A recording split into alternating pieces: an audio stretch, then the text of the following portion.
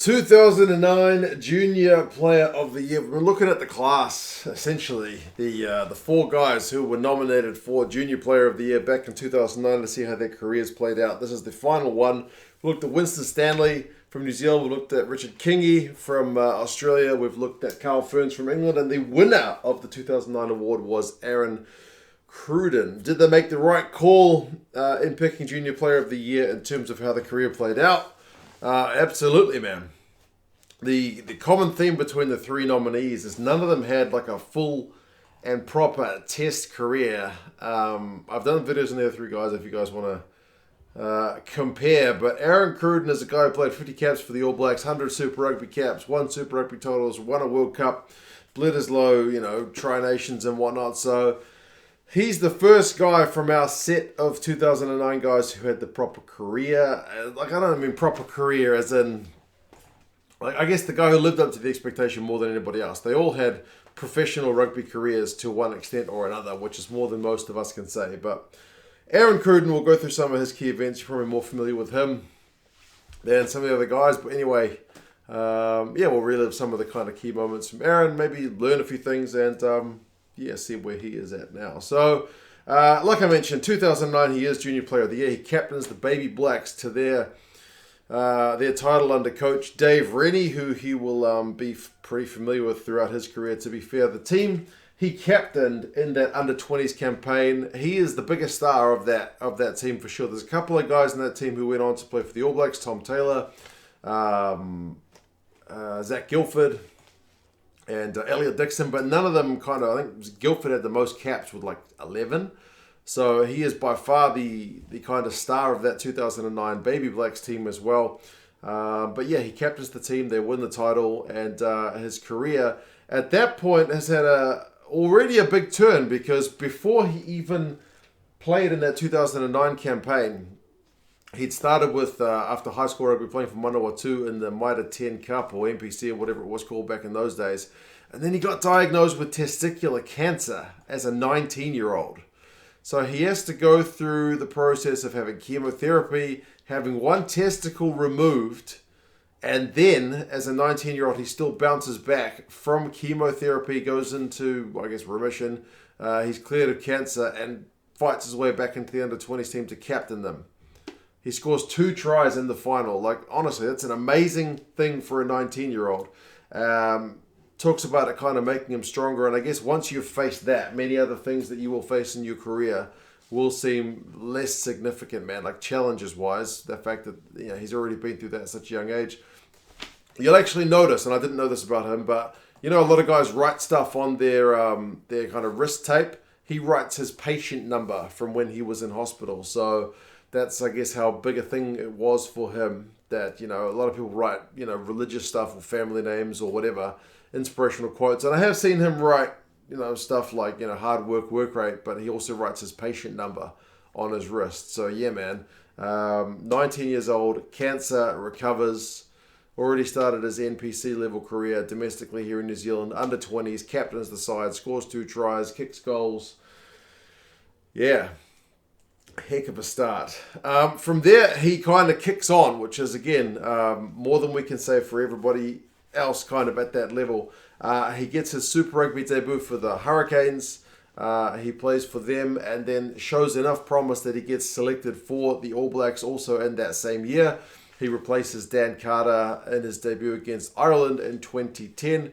It's an Ireland side that had like O'Gara and O'Driscoll and, a heap of big names in it. So, he I guess kind of lives in the shadow of Dan Carter, but that was kind of par for the course with a lot of guys. Like, open side flankers were always behind McCaw, first fives were always behind Dan Carter back in those days. So, he does replace Dan Carter, but he's at least putting himself on the map.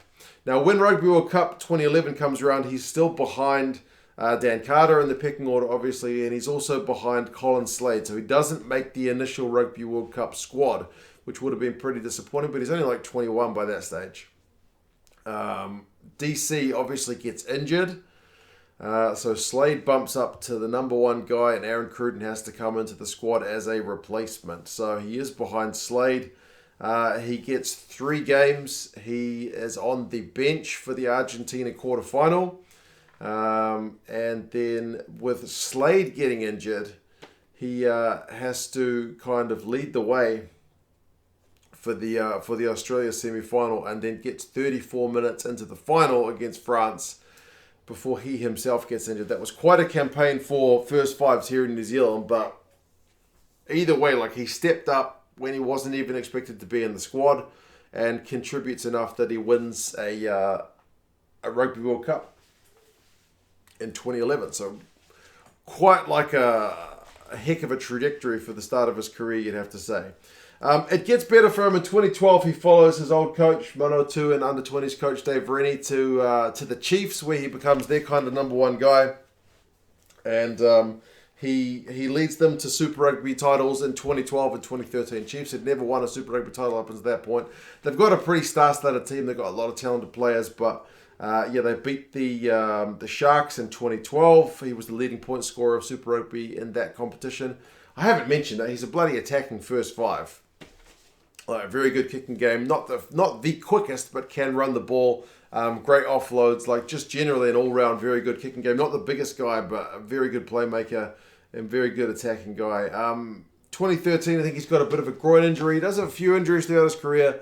But 2013, he's not doing all the goal kicking because of his groin injury. Gareth Anscombe's moved from the Blues to the Chiefs. He's doing a bit of the goal kicking. They're kind of playing a bit of a dual playmaker thing. But again, they go on. They beat the Brumbies in the final. I think Cruden does kick in the final against the Brumbies. So, yeah, 2 pretty good years for him at the Chiefs. He's still behind Carter at All Blacks level, but he has his own moments of glory. Remember, off the top of my head, one of the most memorable ones would be that final second attempt conversion against Ireland to kind of nick a win in 2013 at the death. So yeah, he has his own big moments despite the fact that he is behind Dan Carter. He gets himself in a bit of hot water in 2014 when he gets, I guess he just stays out a bit late, probably has a few too many drinks. At my former local, actually, I've since moved house since then, but there's a local pub I used to go to in Royal Oak, which is a suburb here in Auckland, and Aaron was there. It's a pretty nice pub, and I had a few too many drinks, missed the team flight to Argentina and South Africa, so he gets himself in a bit of hot water, maybe a bit of a learning curve for him, because he kind of needs to knuckle down, especially when you're not that first choice guy. Puts himself back in the fight for the 2015 squad, but he gets his kind of season-ending injury when he does his ACL in 2015, so he misses the 2015 Rugby World Cup, which is a pretty brutal one for him. Remember, that World Cup sees Dan Carter kind of finish his career on a high, and who's the guy on the bench? But it's Beauden Barrett. So at the end of the 2015 World Cup, come 2016, it's a bit of a battle between Cruden and Barrett for that number 10 jersey in the All Blacks, but Barrett kind of emerges as the number one guy. So I guess Cruden can kind of see the writing on the wall. He's linked with a large number of clubs, and eventually he does sign for Montpellier. He still manages to crack on to 50 caps for the All Blacks, though. He plays a lot in 2016, but not so much in 17. 17 he only plays, I think, 3 tests against the British Norris Lions, all from the bench. So, he still cracks 50 caps before heading to Montpellier. So, he'd already signed, but the All Blacks kept picking him, I guess. Was a bit of a sign of either a lack of depth at 10 or the All Blacks' faith in him to kind of do a job. But, of his 50 caps for the All Blacks, he plays 24 as a sub, so almost half of his games, which kind of indicates, it was competitive with Dan and Bodie there throughout his time with the All Blacks, but still, not many guys get 50 caps for the All Blacks, so it's a hell of an achievement. His time at Montpellier, I didn't follow him a heck of a lot. I think I've seen him play a couple of times in the Champions Cup for Montpellier. By all accounts, it was pretty disrupted. Spent a bit of his time injured. The owner even complained pretty publicly, I think, about him being injured a lot of the time. Nothing seemingly so major, but a lot of niggling injuries that kind of kept him off the park for a while. And when he was playing, he wasn't always starting. They had a few kind of talented guys. I think Husson was there at the time, and maybe Frans Steyn and Murampina and all these kind of big South African guys who can play 9-10 kick goals and stuff. So, a bit of a disrupted time. He does head back to the Chiefs. after that disruptive period with Montpellier, which is good for him because he managed to crack on to 100 Chiefs caps in 2020. They didn't have the best Super Rugby Aotearoa campaign when he was there because they went winless, but 100 caps, man, is still a pretty massive stint.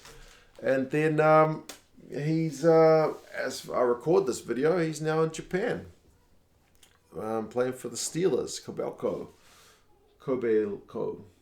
They're in Kobe. I don't follow enough Top League, but it's not called Top League anymore. But anyway, there they are. So yeah, man, like as I mentioned, you looked at all these other guys from that 2009 class, either the guys who were nominated for Junior Player of the Year or even some of the guys from his own team.